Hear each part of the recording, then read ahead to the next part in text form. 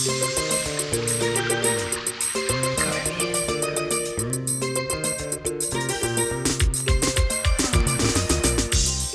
love for Guyana has inspired her to focus on the beauty of that beautiful country, and doing her realistic interpretation of Guyana's many landscapes, waterfalls, historic buildings, and wildlife leaves one with an overwhelming sense of nostalgia.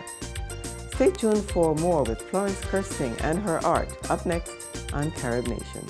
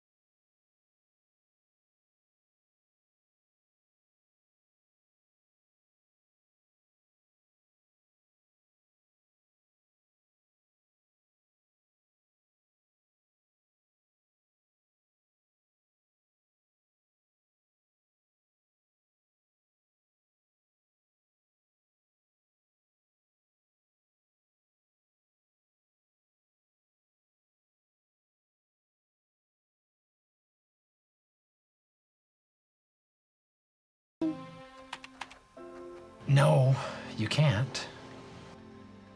For you, it's free. Come on. Really? Spend something on your family that shows them what they're worth. Spend your time. From the Church of Jesus Christ of Latter-day Saints.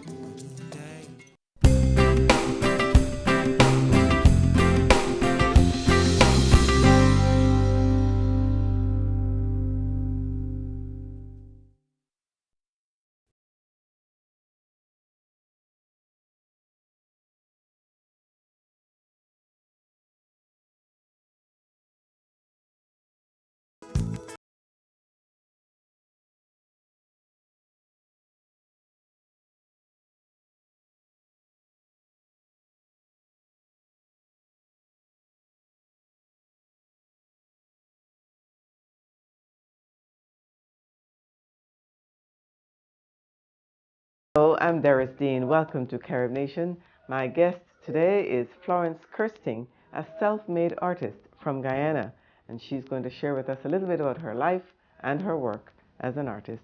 Thanks for joining us, Florence. It's my pleasure. Let's talk a little bit about you first. Where are you from in Guyana, and where did you grow up?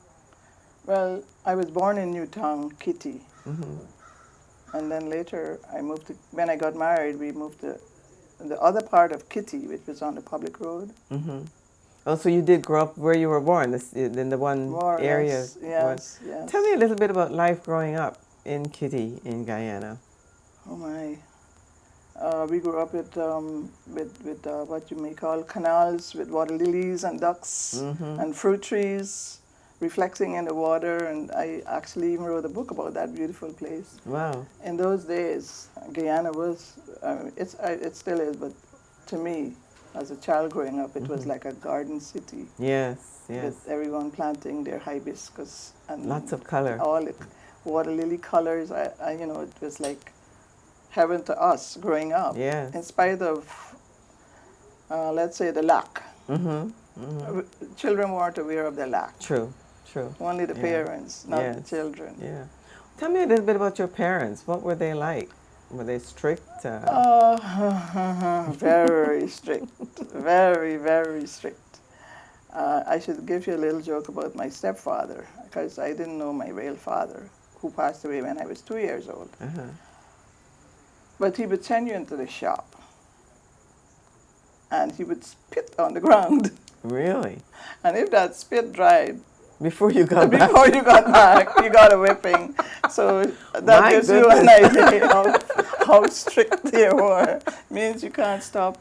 No place to talk with anybody, and don't go astray. Even though the shops would have a lot of people and you had to wait to be served, He doesn't want to hear that. You have to be back. That's a funny one.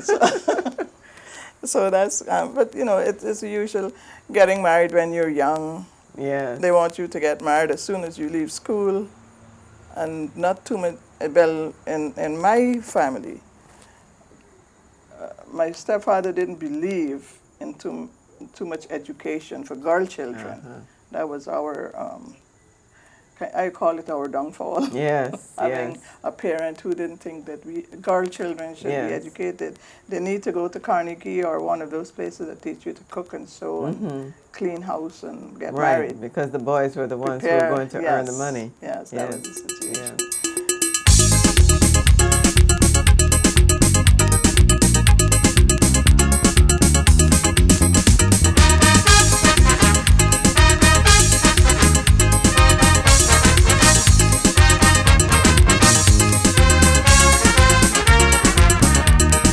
Tell me a little bit about when you first discovered art as a passion or a talent of yours, and whether you were able to explore that at school at all.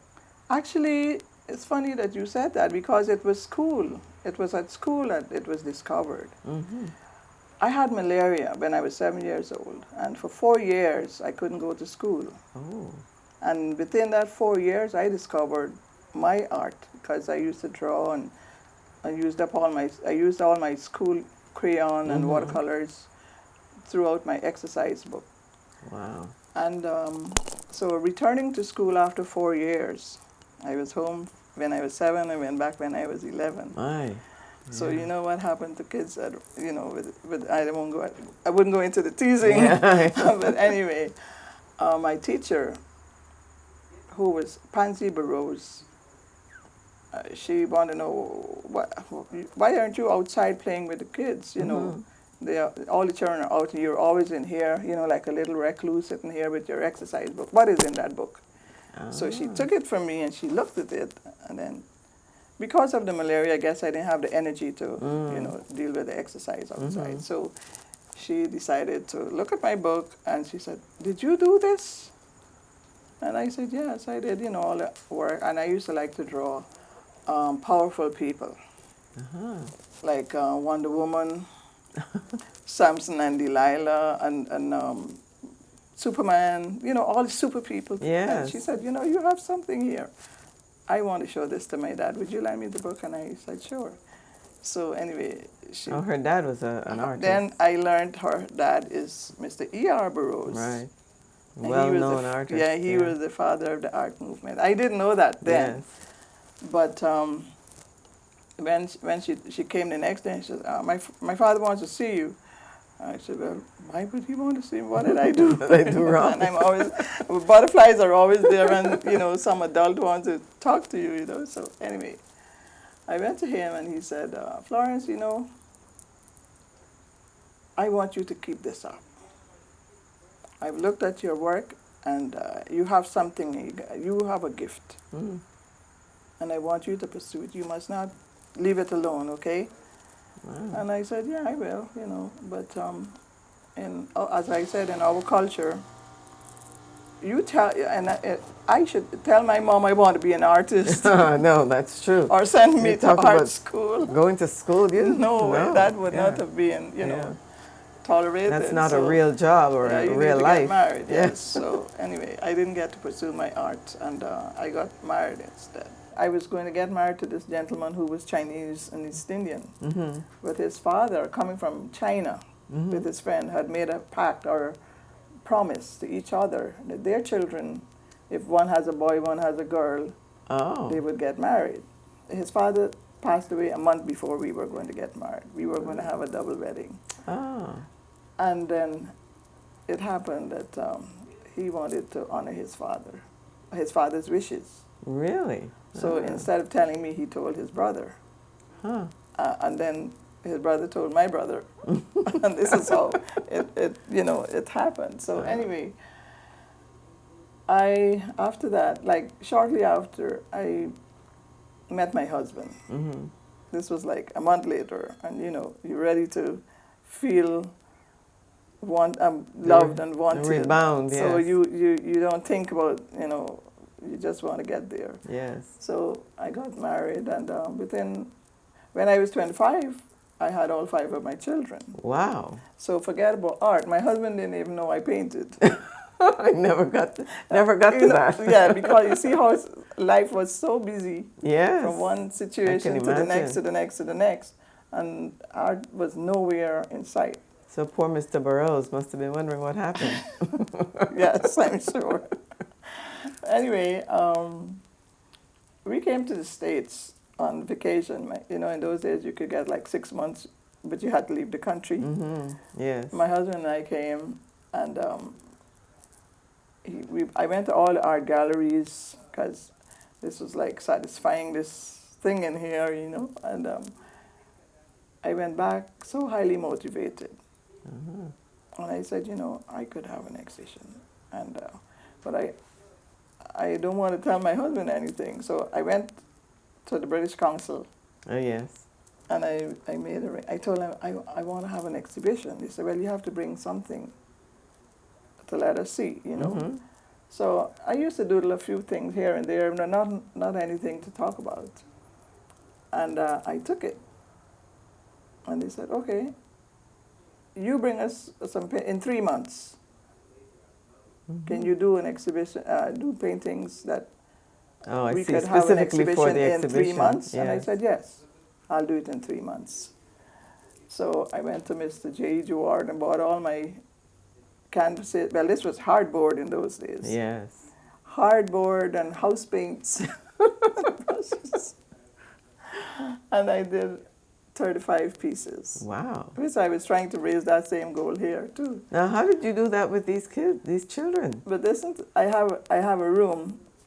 When I told my husband what I had done, of course he wanted to hit the roof. He said, you're going to bring shame and disgrace on me. You don't know anything about painting. So I used that as my excuse to say, okay, you are not coming into my room. Mm-hmm. I went and locked myself into that room, and I said, nobody's coming, to Disrupt my work. you, I want concentration, and I got there, and that's where I produced 35 pieces of my artwork.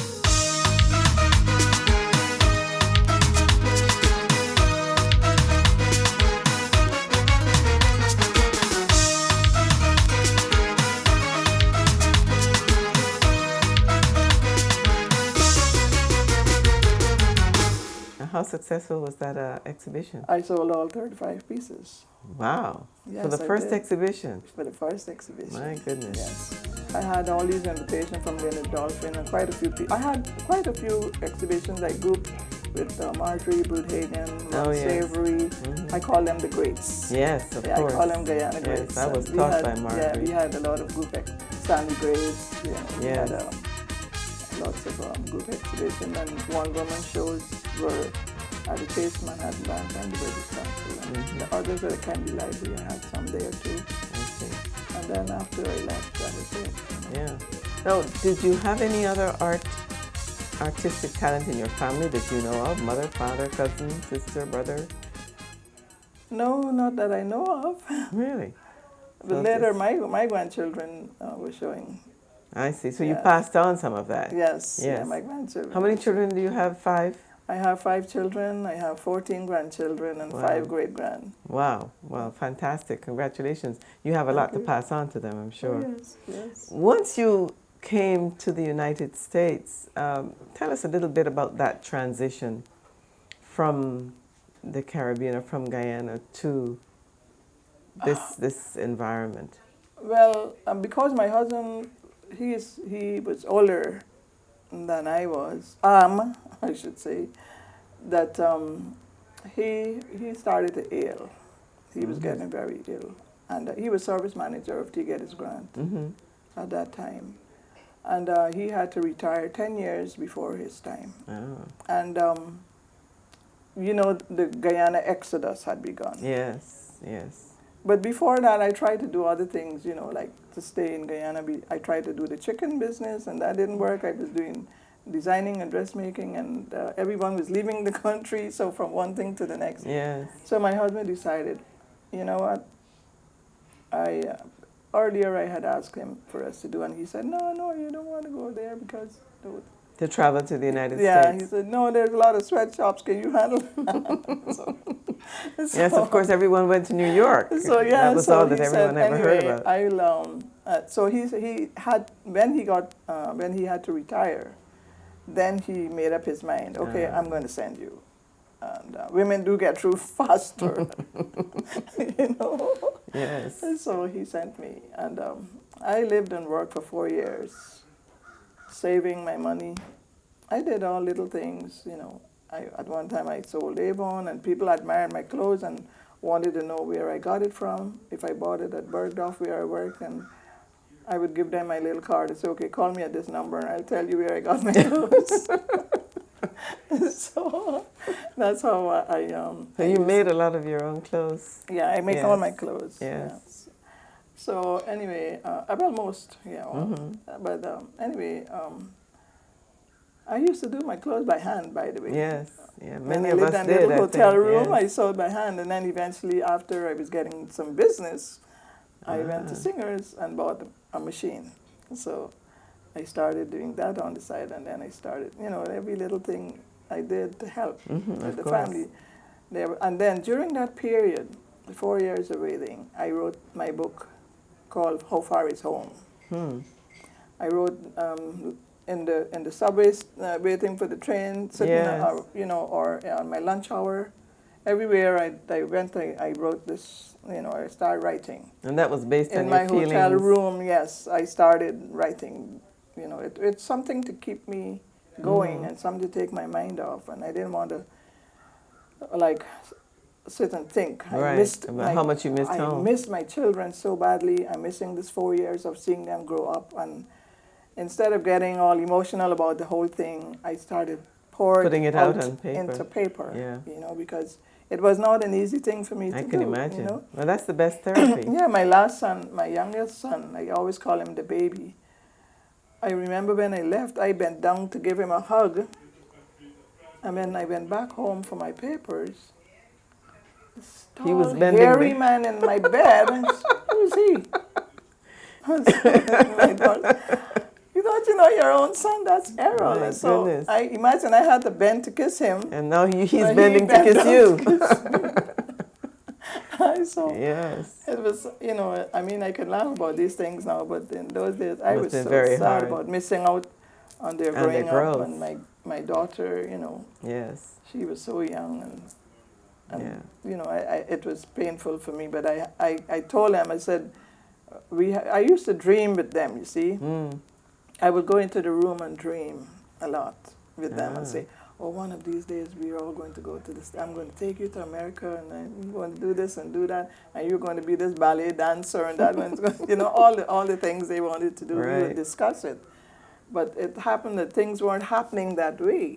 So everything just changed in a different direction, and then, but eventually I did come to the States for a different purpose, to bring them over and help them in that sense, because my husband, you know, couldn't do it anymore. Yes. So anyway, I think I had to explain to them, you see, we have to make some kind of sacrifice for you to get a future, because Guyana hasn't got anything left now for any of us, for the younger people especially. And that's the reason why I have to leave. I'm not leaving all of you like I'm abandoning you. Yeah. I don't want you to get that feeling. I'm leaving to make a way of life, a new way of life for all of you. And you must keep that in your mind and understand that, you know, I love all of them. I'm not leaving and abandoning them, because young children may get this. Of Mama's course, gone, it's very easy you know. for young children to So, come to their own conclusions. yeah, so this way I found that I was able to handle it a little better by trying to give them that and hoping that they would understand as they, you know.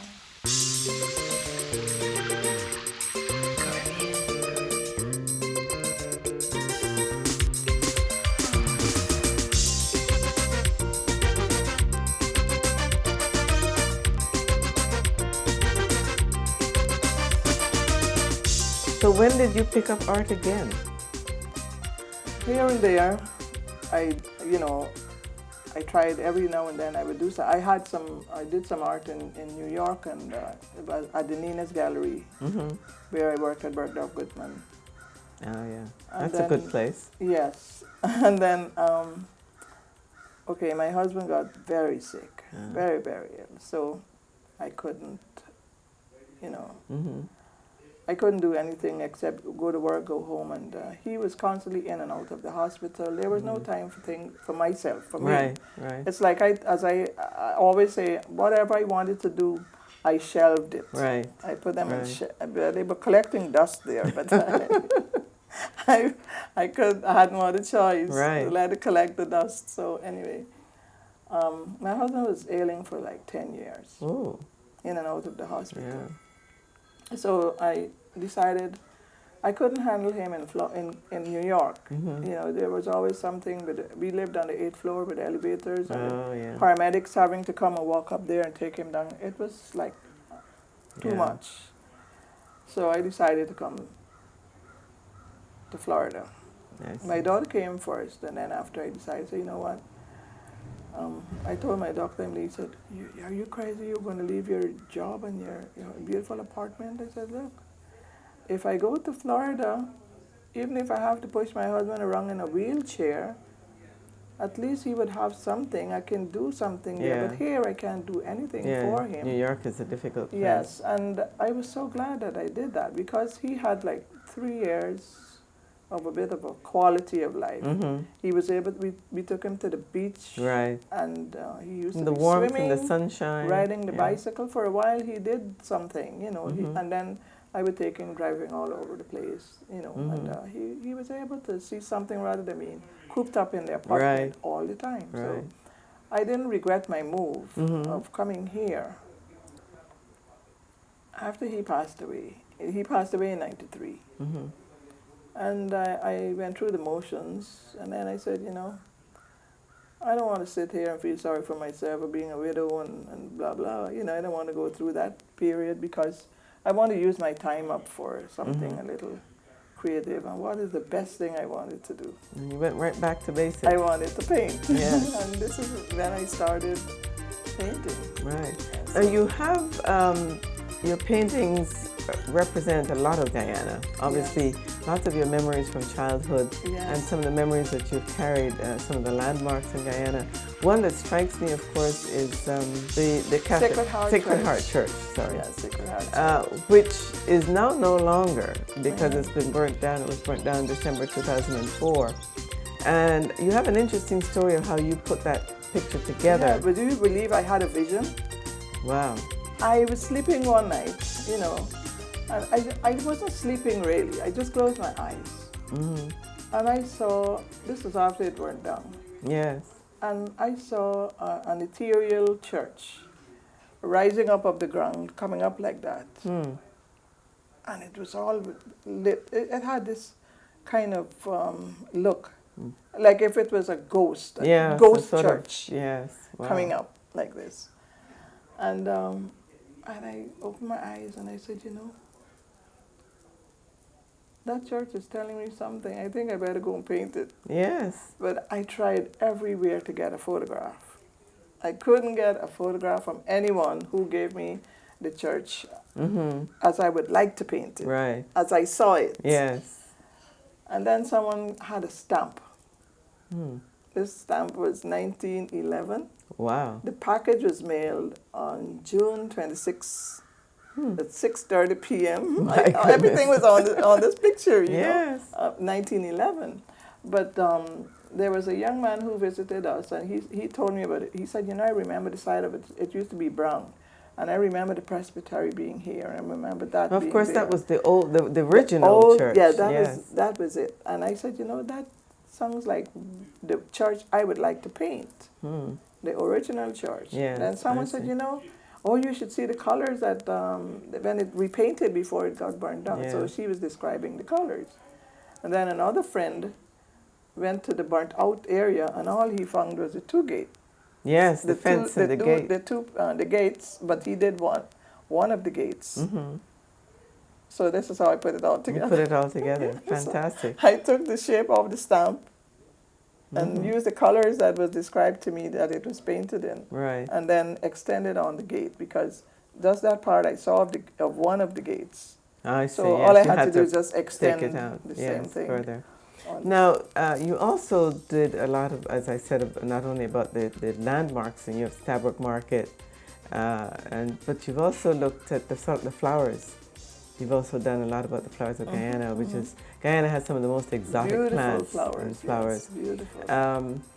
Do you do most of this from just your vision, from memory, or do you copy things that you have a... Well, actually, if you call taking from a photograph, some of them I took from photographs, but I most see. of them are black and white, because it gives me that challenge Yes, and the to nuances and... utilize my own colors, I of see. colors that I want. Because someone might look at it and say, but I don't remember that color, but that's Right. the color I That you want. see, Yeah, yeah. I see. I see. Yeah. And that's how but most of what I've done is from my own aesthetics. I see. You know, like heritage. Yes. And the sun also rises, which I learned later, but there was a movie by that name. Yes, and that But was a...